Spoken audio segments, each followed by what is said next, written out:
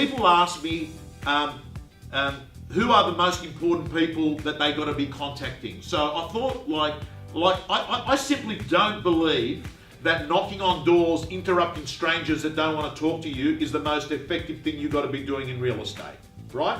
And I think that sending out emails to 30,000 people that don't want to get an email means nothing for you. What I'm getting at is you've got to be talking to the right people. So who are the right people? Let's go through them. Influencers in your marketplace, the shot callers, the accountants, the lawyers, the hairdressers, people that influence other people. They're great people to be talking to. The next ones is past clients.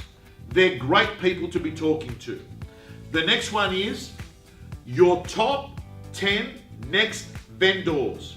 In fact, what I would do with them, in your mobile phone, under the letter X, put your next 10 vendors you think you're going to sign up.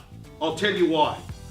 Because when you put them in the letter X, you could be sitting at the footy.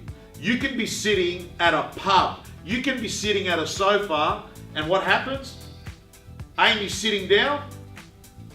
She presses the letter X. She sees, hey, I've got to ring up Steve. I've got to ring up Steve because a house has just sold around the corner and I can give him that information. And you know what? Because it's in your mobile, you're more inclined to make the call. Make it easy for you to do the important work. The other thing I was going to say is, what else would I do with your mobile? I would actually have all your vendors in your mobile phone with a different ringtone. Because when it rings, you want to know, okay, it's a vendor. And what you've got to do is give your vendors world-class service. They love knowing that they can get a hold of you, and they're the most important people.